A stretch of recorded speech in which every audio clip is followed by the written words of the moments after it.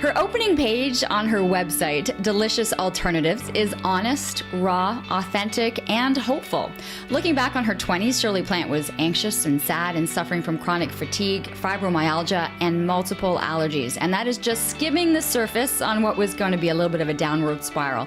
But she actually transformed her life in many ways and is now the author, writer, recipe creator, and wellness activist, and is here to be able to share her journey and I think as well help you on yours. So welcome to episode 39 of Living Your Life with Leanne Lang, the podcast brought to you by Extension Marketing. And for more information, of course, you can always head to extensionmarketing.com. Shirley, it's nice to see you. Thank you. Should we tell people how many times? How many times we tried to get together? But I'm here, and I'm so grateful to be here. I know. I think it was one of my toughest bookings because I knew that I wanted to have you in, and then we just kind of like life just was like there's been ups and downs in the last couple of months. Yep. And that is life, and our lives connected.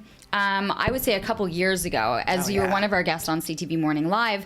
But then, because I knew you well from the show and I knew your background, when Andy, my daughter, was diagnosed with ADD, I was like, I knew enough to say there are things that we can do prior to having to kind of go the full medication and kind of seeing the side effects.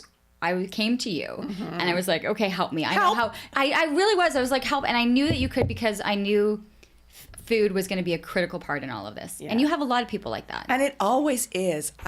Food is so important in everything, right? I mean, social, how you were raised, the things that you think, that food that brings you peace, that food you eat when you're sick. I mean, it's amazing. It's in everything. Yeah. And it's sometimes hard for people to make the changes because there's such an emotional connection with foods and what they like. And I think a lot of people, because they maybe don't see an instant relief or fix, that they kind of think, well, I don't think it's food. And it is easy to go to the doctor and say, give me a pill. I want to eat whatever I want. But you have to really look back and say, okay, what am I putting in my body? What is my body telling me? And I wish I had known that 30, 40 years ago because my body was talking to me and I wasn't listening. Okay, we made some changes and I'll talk about that later because we're going to go into so many of the different clients and patients and backgrounds that you deal with.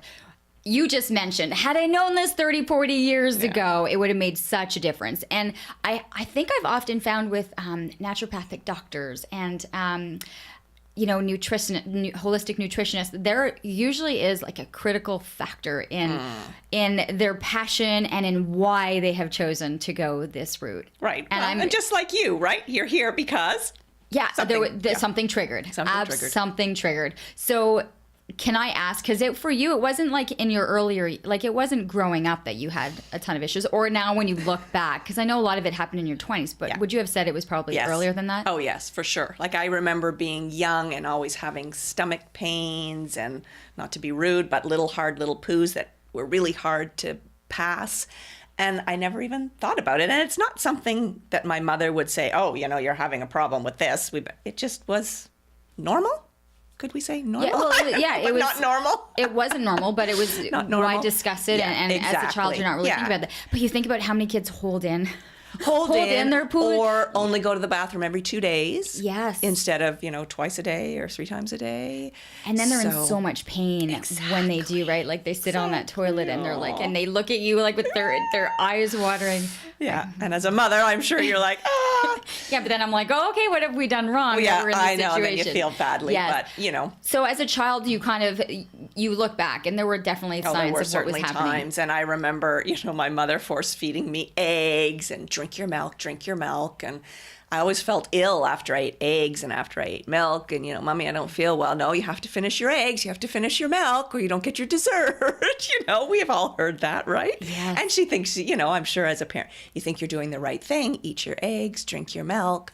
Well, guess what? I'm allergic to eggs and I'm allergic to milk. So no wonder.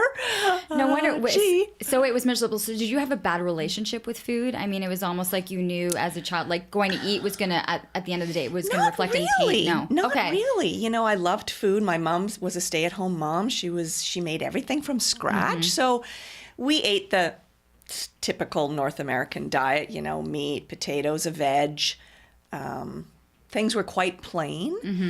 She always made homemade desserts, so we always had brownies and chocolate chip cookies and cake in the house. But I don't know. I mean, we didn't go when there wasn't really fast food. I mean, there was McDonald's, and that was maybe a treat once a month or every 2 months. So no, it's not like I sat down at the table and thought, oh no. But I think it, as you say, like it just was the norm that sometimes I didn't feel well after I ate eggs, and I never liked eggs, and I just didn't feel well after I drank milk, but I didn't put it together. And I don't think my parents put it together or my mom put it together, because it wasn't like I ate a strawberry and got hives. Right. Do you know what I mean? Like, I think that's so much easier for parents. Like, you eat something and your child starts to sneeze, or they get hives, or they get an instant. I just didn't feel that well, and it wasn't enough to complain about. Right. I mean, it's so much like that, right? When we're, you put that first peanut butter, taste to the child, and you're kind of holding out, okay, are we going to be dealing with that peanut allergy? So you're right. It wasn't something that was reflected quickly that there was going to be a reaction. So, I mean, it sounds like you grew up in a household where it was, healthy eating. I mean, in terms of like the, meals, you weren't, wasn't eating fast food. There was a healthy outlook on food and meals. So you get into your 20s. I get into my 20s. And it shifts. And it totally shifts. So when I was 17, I went on an exchange program to France with a whole bunch of high school students. There were 2 groups, and it ended it very badly in a train derailment, and my best friend was killed. And I came back from that, and life had changed, of course, right? I'd known her all my life, since the age of 5. And you had to sort of start to go through this grieving process, but no, it was grade 13, and then you're planning for university, and I started to not feel well. Normal. Well, this is all normal. I mean, you say that in such quick passing, Shirley. So I hope you don't mind. No. You're on what is supposed to be a trip of a lifetime. Exactly. At 17 in France on, this amazing experience with your best friend. Yeah. And many others. I mean, she was not the only one that was killed. There were 4 others.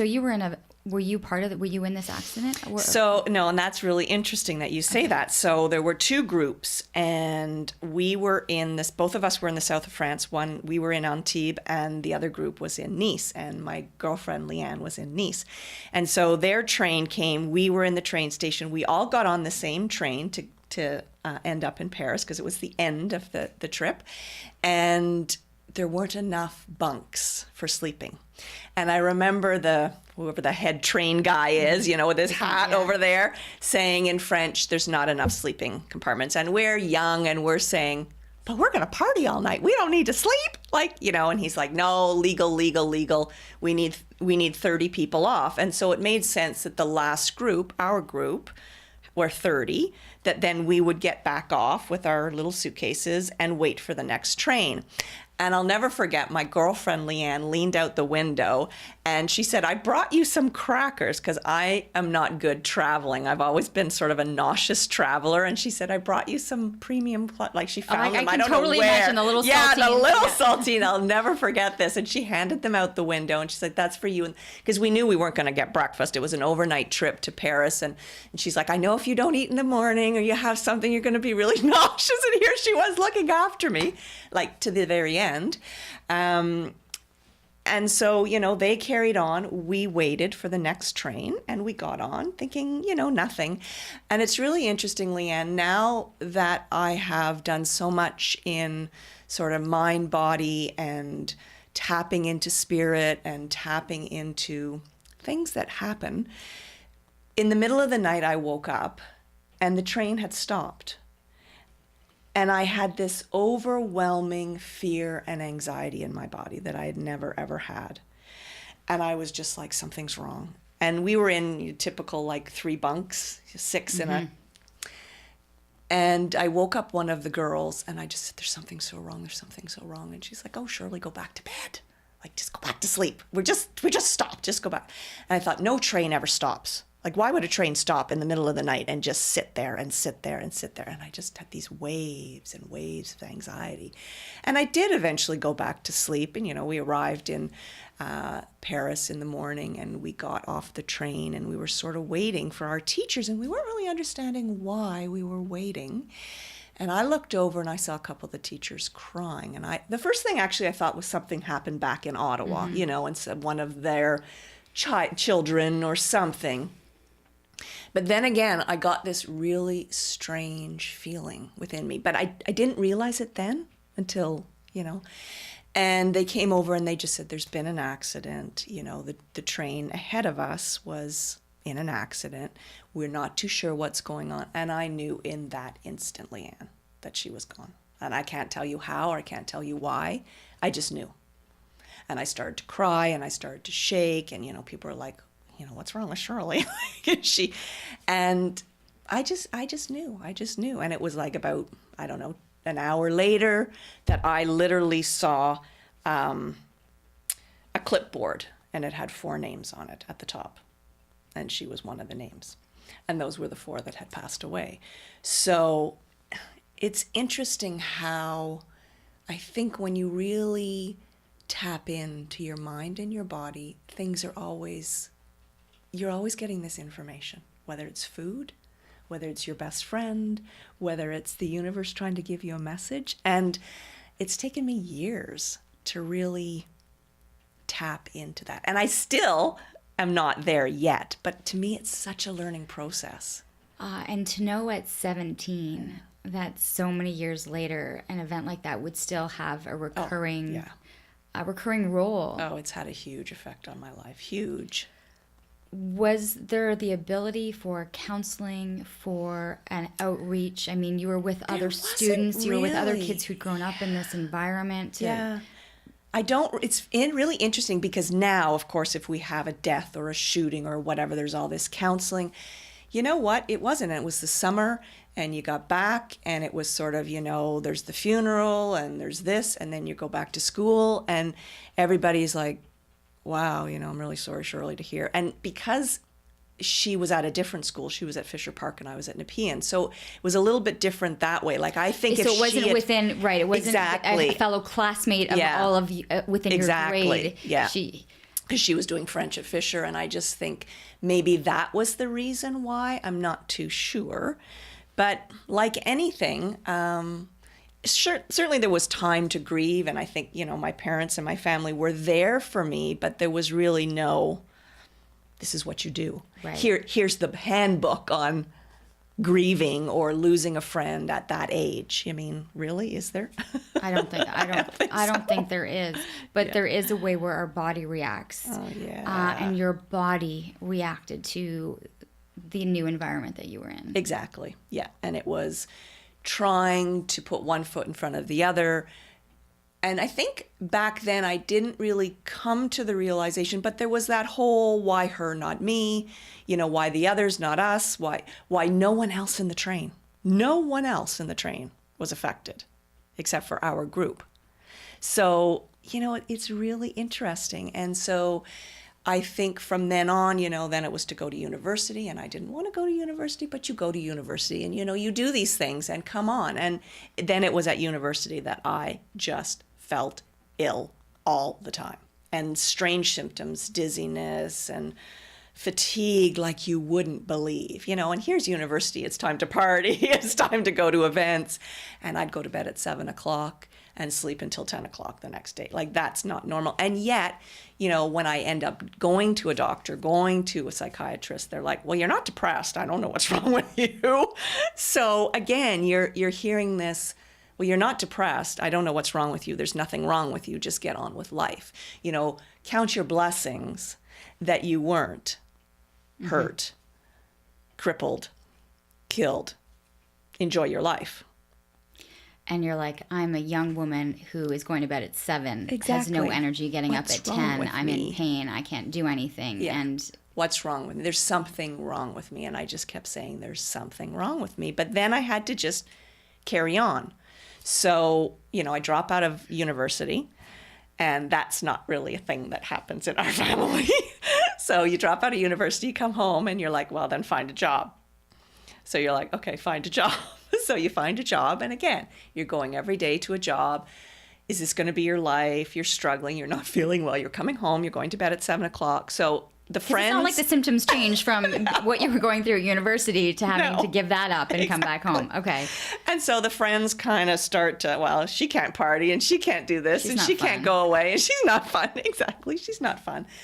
So you really start to be insulated and then it was interesting. My sister said to me, why don't you become a flight attendant? And I thought, I don't know if I want to become a flight attendant, but I ended up going to travel college, like to become a travel agent.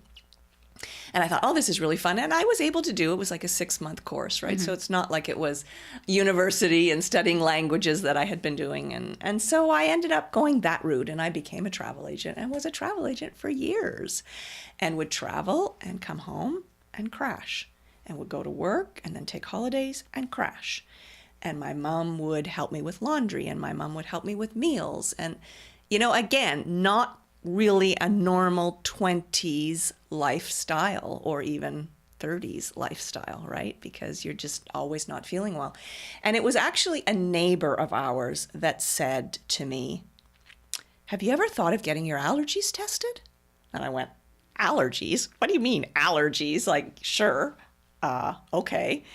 And it was something that our family had never thought of. It was something that our family doctor had never thought of. They were just thinking, oh, at least she's not depressed.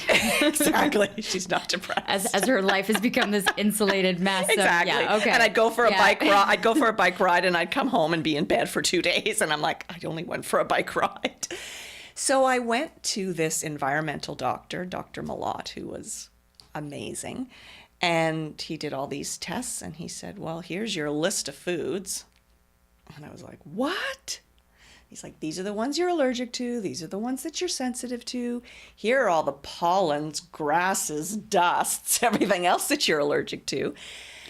It was your environment. Like everything about it, your environment was almost making you was making you ill. No matter if the environment was at school or it was in the home, it was. Yeah, exactly. And I mean, not to dive in because we could be here for hours. At that time, my mom was drinking a lot, so I was living, and I had been living with an alcoholic mother. So I think there were so many things that were playing a role. It wasn't just one. And that's when, sometimes when I see clients now, I really like to draw on that experience because sometimes I think it's not only about food. It's about the environment and what's going on in your life or what has happened in the last year. Maybe that's why you're not sleeping. Sure, let's fix your diet, but let's also look at this too, because I just always think sometimes it's just food. Mm-hmm. It really is. But sometimes not. Sometimes it's There's so a lot much. Of layers. There's a lot of layers. And so we started to unravel the layers, and that was certainly the big layer. Wow, I changed my diet, which was very difficult, growing up in milk, dairy, But wheat. How quickly, once you started to look at this list and eliminate items from this list, did you actually feel a shift? It's interesting. I actually felt a little bit better quite quickly. Mm-hmm. I was quite surprised. But I think because there were other issues, I also had a lot of yeast and candida, I think, from my diet. And I was a sugar kid. Like, as I said, my mom made homemade desserts and you put ice cream on it. I was a sugar. And at lunch, I had drinking boxes or 7-Up or, you know what I mean? It's just the way at school. So I think I didn't realize I had like a candida, really yeast. And then once I started working on that, I felt better. So I thought, oh, wow, okay, this is really interesting.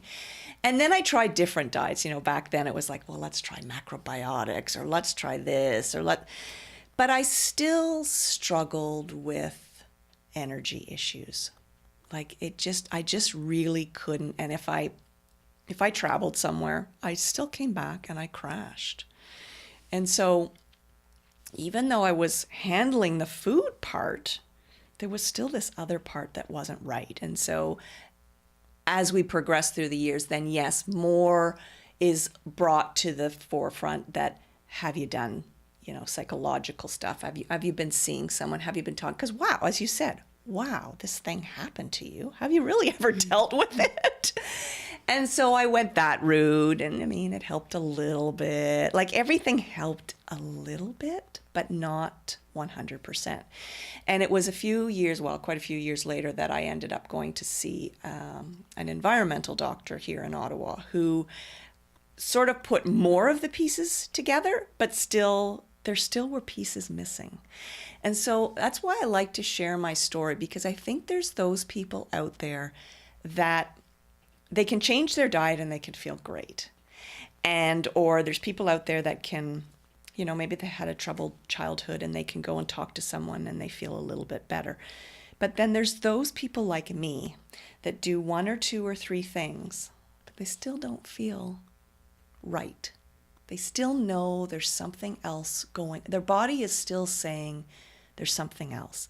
And through the years, then other things come to them. They, for me, go into menopause really early or have migraines all the time, or, there's always something, and you kind of think, like, when is it gonna, like when does this end? When does this end? When am I gonna find that fix, that, I'm energetic and I can travel again and I can do whatever I want. How many people are looking for that feeling right there? Like, how many people are looking for that liberated feeling? Yeah. They're chasing it their whole lives. Yeah, exactly. And I feel like that's what I've been doing. And so I'm at 52 and I'm thinking, I've been chasing this forever. Where is it?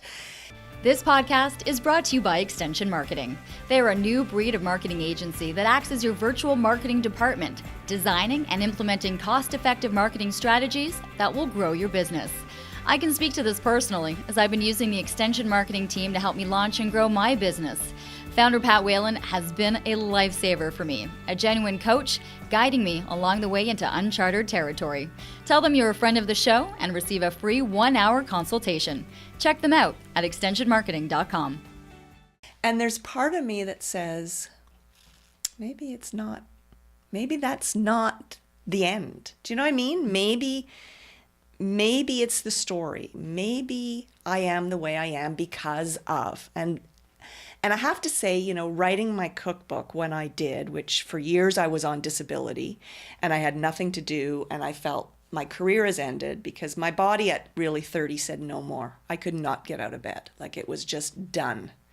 And I think that's because I didn't find the root cause. I wasn't addressing it. Sure, I was addressing the food allergies. Mm-hmm. Great. Yeah. But, as Dr. Armstrong says to me, it's here's your body.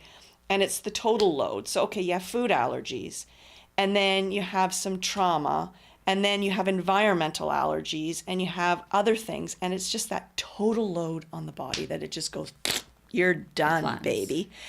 And, in there I had a failed marriage and, lots of life things, right? So again, stress, total load, total load, total load. So you peel off one, okay, you come up a little bit, but then something else happens, boom. And you peel off that one, and then something else happens. Boom. And that was me. I think for no fault of anything, really. It's just that's me. And so I started to put down recipes and create recipes because I got sick and tired of eating the same thing. Mm-hmm. And I knew there were other people out there like me. I knew there had to be. So, and it's so funny because someone said to me, how long did it take you to write your cookbook? And I was like, 6 years. Because I was really ill. So, I was on disability. I didn't have a lot of money. I'd talk to the great people at, Rainbow Foods and ask them questions about amaranth and agar and flax that literally 30 years ago people had no one had never any idea. Heard of. And I'm doing quinoa and people are going, what? You're doing quinoa 30 years ago? Yeah, what? And using, seaweed to thicken instead of gelatin. Yeah. And now my kids have quinoa bites with little chocolate on them instead of their granola bars. To think how far we've come with the language and what we were aware of. So you're starting to do this and create recipes so long ago with these foods. Yeah, because I had to, right? Because what else? What was there unless you just ate the same thing over and over and over again? There were no restaurants. Yeah. No. Well, actually, later on then there was the Green Door. And I remember going to the Green Door and going, oh boy, can I eat this stuff? And now it's delicious. I love it. It is. Well, I like it. And I don't have any food allergies and I still enjoy going in there. So you're developing these recipes. Are you developing them for you? Are you, for me.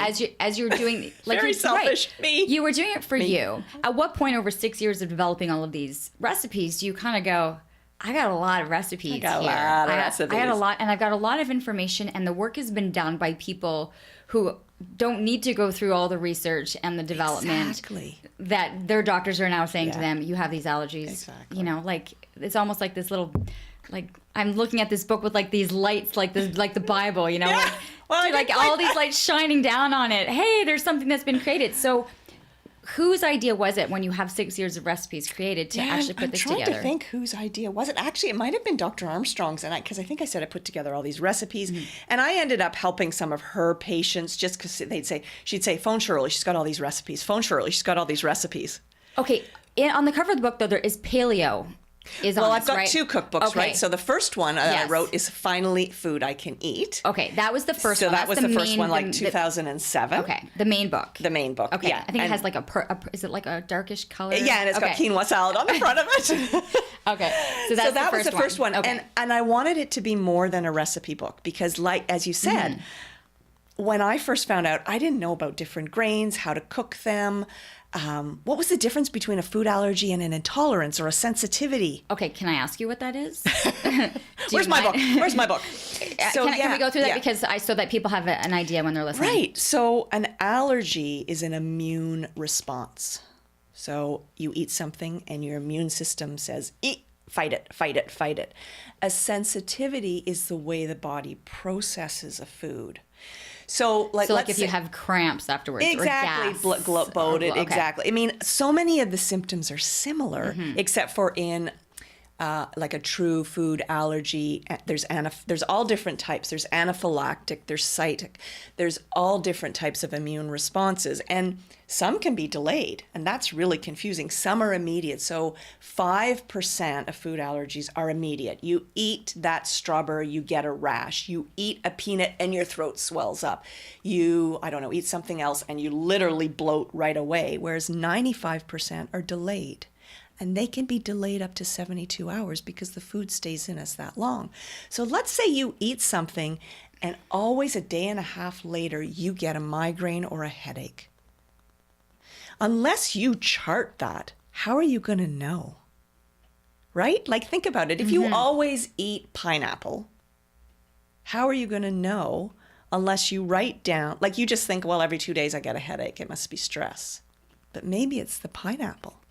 Or maybe it's the dairy that gives you that postnasal drip. I didn't realize it could be that long in the system before your body is reacting. And especially if you're a slow person, elimination, which a lot of people are. Like if you don't poop for 5 days, that stays in you. It gets reabsorbed. So I always think of kids that come to me that are hyperactive, that have anxiety, that are exhausted. And I'm saying to mom, how often do they poop? Oh, maybe every 2 or 3 days. And I'm like, oh, because that's staying in them and being reabsorbed and can go up to their brain and can cause so many things. So we want that out, right? It's the waste. We don't want it in us. For people who are dealing with this then, who have bloating, gas, headaches, how do you recommend that they write a journal? Like write I do. Down? I always say keep a food journal. Right, because I'm thinking you're looking at that food journal and you're thinking a couple of hours after eating. You want to be able to look back on that journal and go 48 to 72 hours back. Exactly. If you're constantly seeing. Exactly. That's really interesting. Yeah. Yeah, it's so amazing. And I think it's really helps moms too but it's hard because you don't always know what, like, do you remember what you ate yesterday? No, but can I say something? I know that I had like bloating and cramps, and I know that the day before that, when I go to my mom's house, she always, because I don't eat it, but when it's at my mom's, the cheese, and I have cheese because I'm like, well, at my mom's, I can do the cheese, so I always have the cheese, and then I think about it, I always react, but it was 24 or something, yeah, because and you wouldn't think, you'd think, oh well, it wasn't the cheese, I ate that yesterday. Well, that's what I'm thinking. I'm like, that's, Yeah, or you have this child and you're thinking, well, they had whatever, chocolate whatever. How could it be? So I'm like, well, let's look at it. And it could be other things, but like that's so especially important. when we're talking about the intolerance and the sensitivities. Yes. Because as you were mentioning, if it's the pure the allergy, it could be. And that's why I always think, you know, it's so important to have allergy testing done, food sensitivities. And now we've got, you know, you can go to Dynacare. Like there's so many options now. I think it's really important if you or your child is not well, you have to see a doctor. You have to either find a really good open-minded doctor or a naturopath and, you know, sort of go through those. But I always think it's important to look at what you're eating, how you're eliminating, and exactly, you know, if you eat and poof, well, okay, wonder what that could be. And there's lots of things to help. We all know that, you know, how much water are you drinking? There's lots of supplements that can help. But you really need to figure out, you know, is something going on? You know, I didn't know I was celiac until I was 40. Okay. I hear these words now, right? You hear gluten-free, you hear keto, you hear paleo, you hear celiac, you hear Crohn. Okay. What is it? Yeah. Yeah, what? So celiac is an actual autoimmune. It's a disease. It's not just deciding to go gluten-free, right? So the little villi that are in your intestines, when you ingest gluten, it kind of flattens them and destroys them. So, and what those villi do is they absorb all the nutrients from your food. So if they're kind of flat and dead, you're not absorbing nutrients from your food. So for years, I was told that I was sensitive to wheat. So I was eating things like barley and rye bread, and because they don't have wheat, but they do contain gluten. So again, for all those years, I was eating gluten. I was eating kamut and spelt because they had gluten though. So again, it's very interesting, and I think, you know, people need to know. Now, there are people out there that I truly believe, and there's much more research being done now, that are gluten sensitive. They do not have celiac disease. It's not a life-threatening, but they do feel better when they don't eat gluten. Now, is it because they've been eating so many processed foods that contain gluten? Or is it because they actually just don't do well with gluten? So am I an advocate of gluten-free? Sometimes, yes. Okay. And what I would say is let's do an eliminate. And I talk about this in my cookbook. So I talk about elimination diets, rotation diets, and let's eliminate and see. And that, you know, years ago I did a 21-day challenge. Let's remove gluten, dairy, and sugar and see how you feel. I think I want people to realize this isn't about kind of being bikini bod ready. This isn't the eating this way so that you can go and feel good on the beach. This is about eating this way so that you feel good and that you're living your life and feeling like when you get up in the morning you have the energy, you have, you know, like this is what this is about. Now, you keep mentioning gluten, and I think people have a misconception of gluten itself. Like, you know, we're just so accustomed to hearing it now in dialogue and on cookbooks and in cooking shows. Yep. When you talk about gluten, because you said I was allergic to wheat, but then there was the gluten. What's the gluten part in this? So gluten is the protein that is found in certain cereal grains. So it is found in wheat, barley, rye. What else am I forgetting? Couscous, triticale. Yeah, so it's that protein, and it makes bread kind of gummy and doughy. Okay. So that's why all the gluten-free breads are kind of they don't have this rise, or they're not moist and soft. They're harsher. That's right. They're rougher. Exactly. Is that a good word to use? That's a good word to use. Yeah. Yes. And, you know, as I said, I mean, it's not about necessarily just taking gluten out. I mean, there was that huge fad. It's figuring out which foods you need to remove, which foods are affecting you or not. They may not be. You've had a number of different clients over the years now. I mean, and so let's go. You did that first cookbook. It was a big hit. Yeah. People, I think, really needed it at that time. I got so many nice emails. It was so nice. Nice to see. Then you add the one in the second book, which is the paleo. So that's paleo. So, and that's really a cookbook, but I also have a chapter in there because, of course, I've evolved of the mind-body connection. Because a couple of years ago, excuse me, I decided to hold a couple of online health summits. in my mind, I thought, I'm going to interview all these amazing doctors and guru about how food plays a role in the body and the mind-body connection, because, you know, this is what's helped me. So I take on this huge endeavor and, interview like 40 different doctors, put together this online summit. And throughout it, I was starting to change my diet a little bit. It was really interesting. A lot of the doctors that I interviewed were talking about paleo. I was like, what's paleo? I should know what this like is. As they're talking, you're trying to hit Google on the computer. Paleo. And it's a way of eating. And really, when you look at, I would say, true paleo, it's how our forefathers, our ancestors, years ago ate. So they would rummage for seeds and nuts, and then they go and kill the bison, and they eat seasonally because they had to. They'd kill the bison or whatever and use all the parts of it and eat it. They'd walk, hunt for their food. I mean, I think, again, it's not just going paleo, it's exercising, it's getting fresh air, it's a whole package. So I changed my diet and started eating more paleo-like. And what I noticed, I always had problems with hypoglycemia. So my blood sugars would dip if I didn't eat every hour and a half. And what I soon realized was I was almost eating too many carbohydrates for my body type. And so when I went more paleo, and added in healthy fats, like avocados. Avocados and nut butters and coconut milk. Yum. And healthy meats. I did do healthy meats. I'm going to let Shirley take some water because this is what happened. I mean, we've been talking for a while. I feel bad. I've been listening. I've been liking this. But yeah, definitely take some water. And so as I changed my diet, I noticed I didn't get shaky.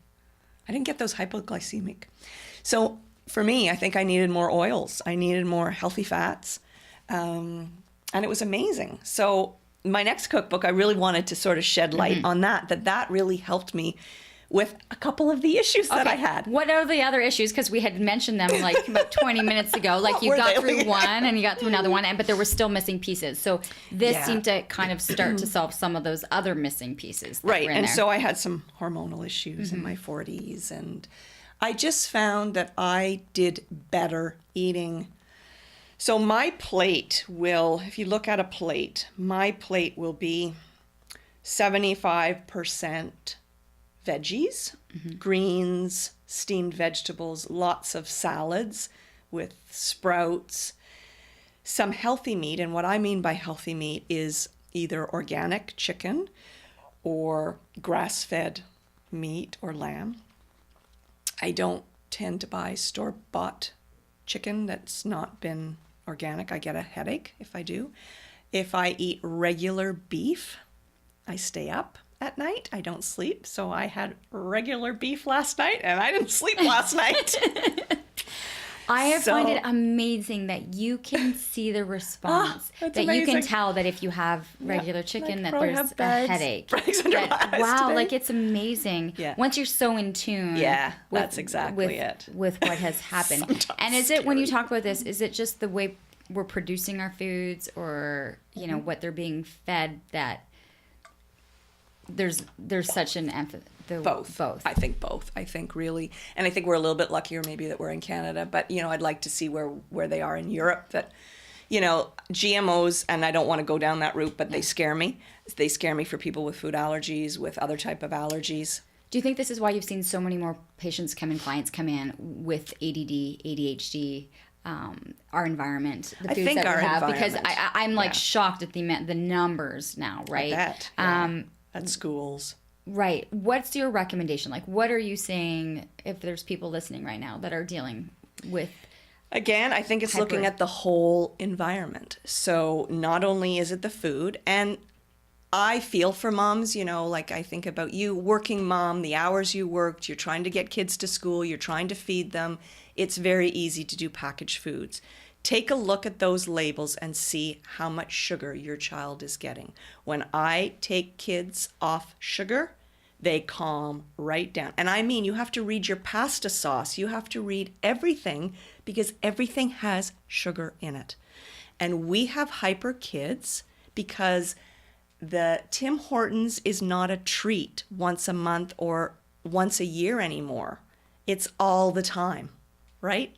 They're eating fast food stuff that is full of sugar every day, all day long. So that's sort of number one. Number two is how much exercise are they getting? How much water are they getting? I don't care what anybody says, EMFs play a role. Wi-Fi plays a role in our brains. EMF is? Electromagnetic fields. So the towers, the Wi-Fi, everybody's got Wi-Fi everywhere, right? It bounces off of us. I mean, it's a signal, right?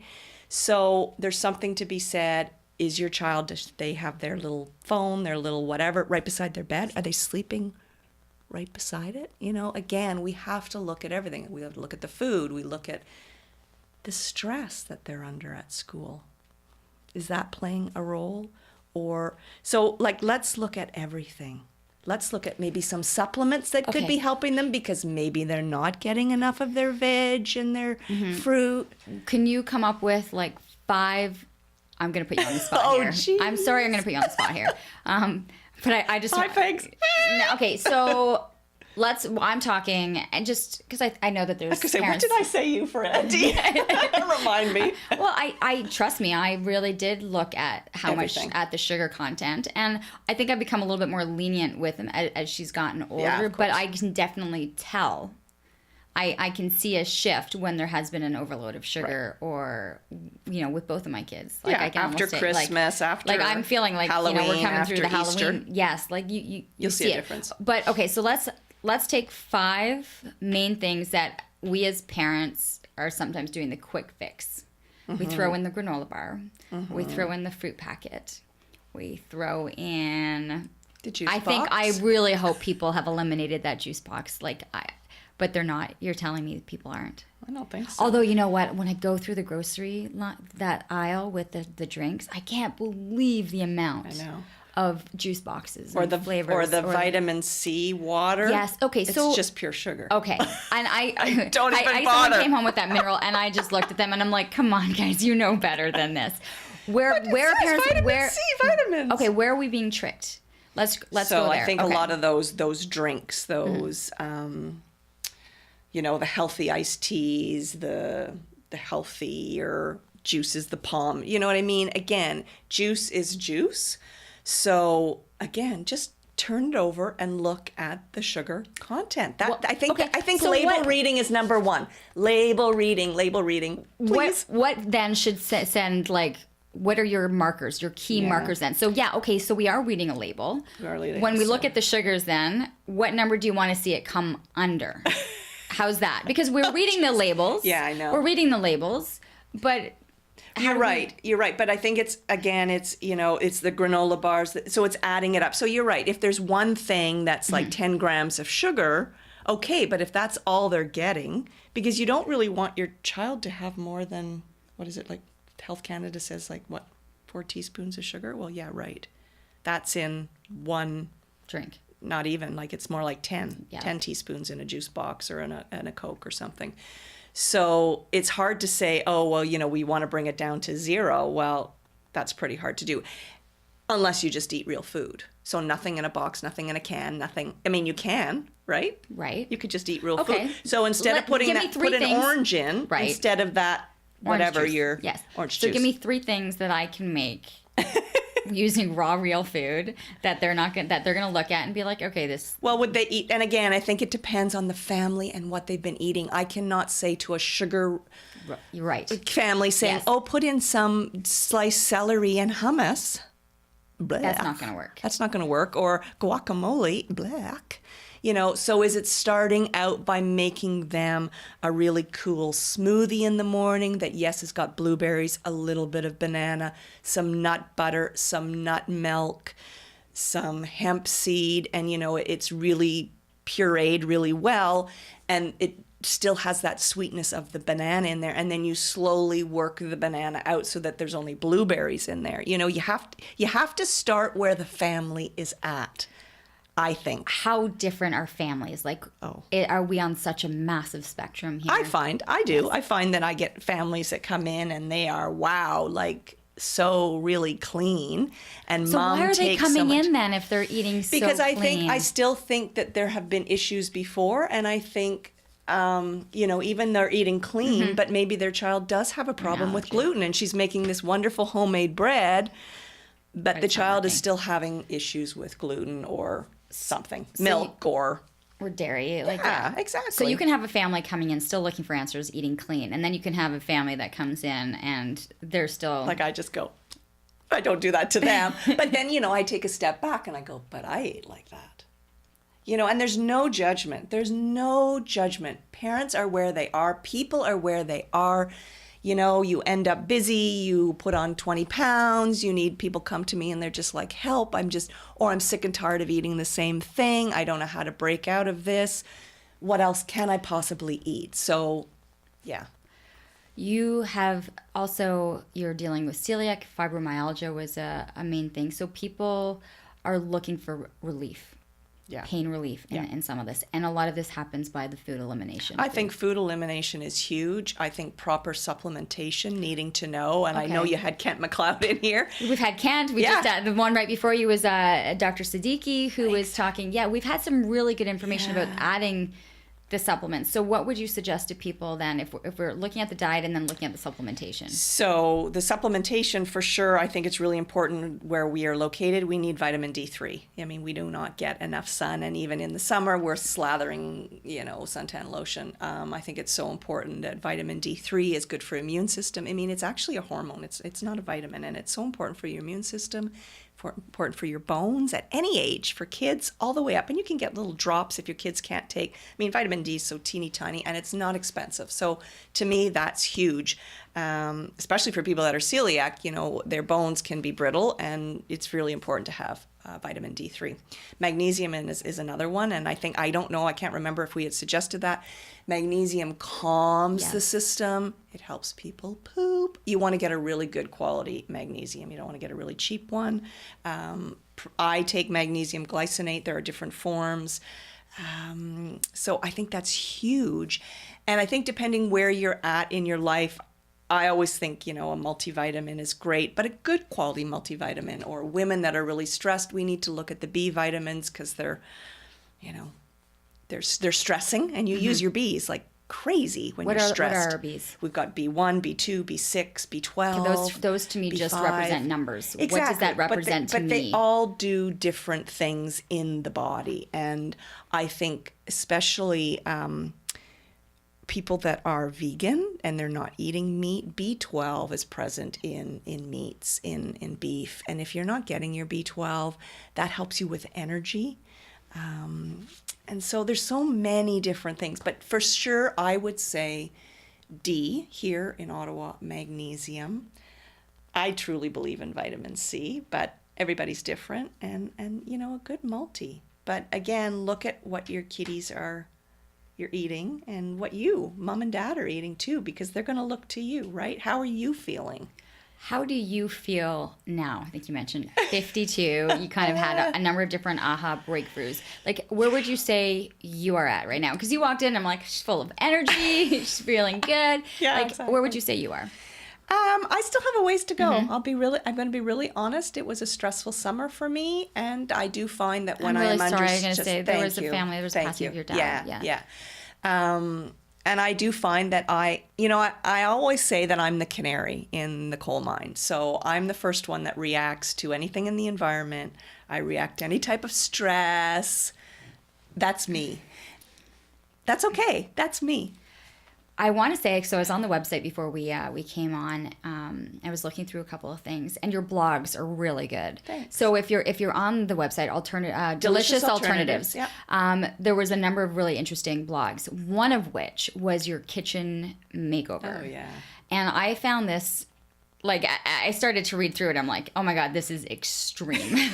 That's me. And I'm not talking. I'm not talking like we shifted the backsplash and the countertops and we broke down a wall. Like, we're not talking a normal kitchen reno. Your kitchen reno was about the environment, the products, the surfacing. Like, so when you talked about that you have environmental factors that affect you, I was fascinated by this. Like, I went to that list that you had at the very end of everything that you was it chlorophyll? What was for VOCs? What is that? Volatile organic compounds. Okay, that was a word that came up a lot in this. Are in paints, in solvents, in cupboards, like it's in formaldehyde. So when you go and buy... That was it, formaldehyde. Yeah, I think that was what came up a lot. When you go and buy cupboards or anything, carpets, paints, you name it, it's in there. Okay, 23. I see. I have it. I even have it. 23 sources of formaldehyde. Good. So, read it off for me. Okay. Well, here I have it all for you. But like you were talking, like air fresheners, plugins. We all now are like going to the store and finding these nice little essential oil scents and stuff that are in there. Like what? Paper towels? They kill me. Paper towels? It's like essential oils. Oh, they do. Okay. We'll make that. We'll hit on that one. Okay, so why do I have 23 sources of formaldehyde? Why is this such an important kind of list here? So formaldehyde causes many health issues, cancer, asthmas. So a lot of kids that have asthma, we will look at what's in the environment. Do you have one of those plugins? Do you have the essential oils going? Have you just renovated your house? Did you just buy a brand new house? Because if you go into a brand new house, think about it, there's new carpets. Formaldehyde is in the glue in the carpets. You have a new kitchen. The formaldehyde is in the glue that is in the press board in the cupboards. Paints, it's in there. It's everywhere. It's in whatever you did in your bathroom, all the glues, everything. So it's all off-gassing into the home, right? So if you have any type of environmental sensitivity, it's going to affect your health. Asthma, colds, respiratory, brain fog, huge, thinking ability, different illnesses. No one is thinking this when they're walking into... I am the canary. I can walk into someone's house and in 5 minutes I say, nope. Gotta go. Sorry. Really? And that's because they're using scented laundry detergents. They spray Febreze all over their couch. They're all chemicals. Now, some chemicals are fine. Some are natural. Right. These are all synthetic. Now, for the majority of us, we don't really react to it. No, for people who have environment, it really is a factor. For me, it was that total load, right? And we're not reacting to it, but that you know of. Right. That you know of. That we know of, but so we cleaning products, ammonia, formaldehyde, every single time. And it's so funny. I had a friend that she would clean or she'd decide to paint a room, and then 2 days later she'd just feel so ill and she didn't know why. And I'm like, hello, you just painted your room. Did you use no VOC paint? Oh, I never even knew about it. Can you get no VOC paint? Yes, you can. When you did this kitchen, so you did this kitchen reno. You kept it full environmental, like every part of this kitchen was done. Yeah, and it was hard to find somebody. We actually found someone here in Ottawa. Crazy? Yeah, exactly. Found Sandy Fulton is great in Ottawa, but he's super busy. But he was great. He knew about it. He had done some kitchens for people with environmental sensitivities. And then we found these guys. There's a great place in Kingston called The Living Room, which is an environmental type store. We used to have one, The Healthiest Home in Ottawa, and unfortunately it went belly up. So they contain, they sell stuff like no VOC paints and solvents and all this really neat stuff. So we found these guys in Kingston, and they came in and said, oh yeah, we know all about it, and we can find, formaldehyde-free plywood, and we can, because it's either, do you want to do solid wood, which is going to be really expensive to do a solid wood kitchen.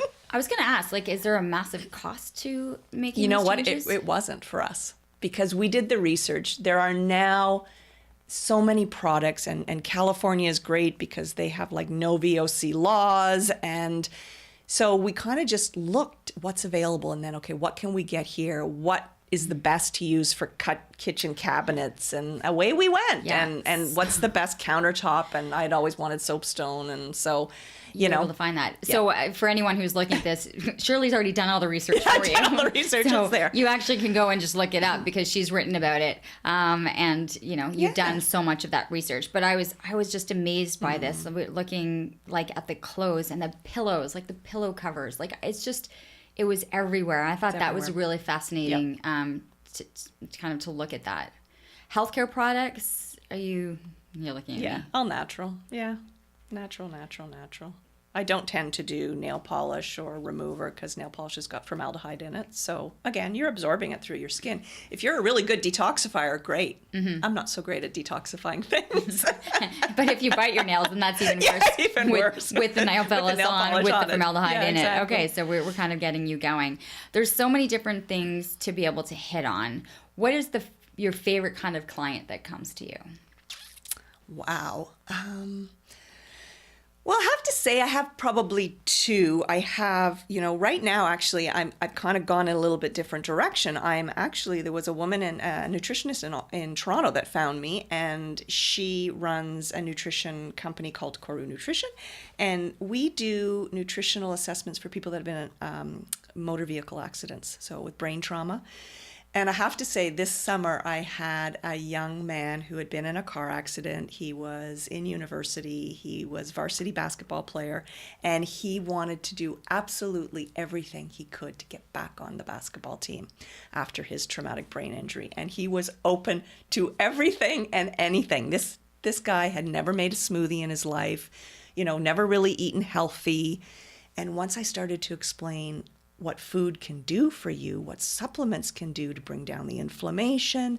We put him on an anti-inflammatory diet, and he really did see the results quite quickly. And he was just so eager. I just loved going to see him and creating things. Excuse me. But I've also had parents that come to me and they're at their wits' end and their child will not eat anything healthy. And to me, they're a favorite client too, because I really think for someone that I was so picky as a child that we can make inroads. But as I said earlier, you need to start where the family is at. I can't start somewhere where, we're putting spinach in here and it won't work. So, I love all my clients. I mean, maybe there's one I can think of that. I think it's a success story. Like when you talk about being Yeah. able to get a patient who has been in a horrific accident back and having inflammation down. There are so many things that this affects. That you can do. People can head to the website. There's lots of information there. Delicious Alternatives. And is it .com or .ca? .com. There's great blog writings on there as well. There's the 2 cookbooks that are on there. And you were mentioning that you do webinars and seminars. Like, where can people find more? Like, they're what all are on you my, they're offering? on my website as well. I've got, to remove gluten, dairy, and sugar if they want. That's sort of the gluten-free challenge. It's a little online course that you can do. You can listen to the doctors and why they explain that it's important to remove gluten and how to remove gluten and dairy and sugar, and then there's my cookbooks there too. And as I said, right now I'm taking a little bit of a breather because it was a stressful summer with my dad passing and then the tornado, and there was a lot. There was a lot that went on, but the information is there. The information. That's what. Is there. So you might. And not I'm be always able to updating. Yes. And promoting actually a film that's coming up in November called Overfed and Undernourished, which is a great documentary. So actually Kathy Smart and I are promoting that for a doctor friend of mine that's coming over from Australia. So there's great resources. Yeah, there There is. And I encourage people to reach out and ask for help because you're busy, it's hard sometimes to do it all your own. And maybe you only have to come and see someone like me or someone once. And that just gives you that leg up. Oh, okay, here are some ideas, and off I go. Well, we really appreciated the time that we Thank had you. and managed to get here. Andy off medication.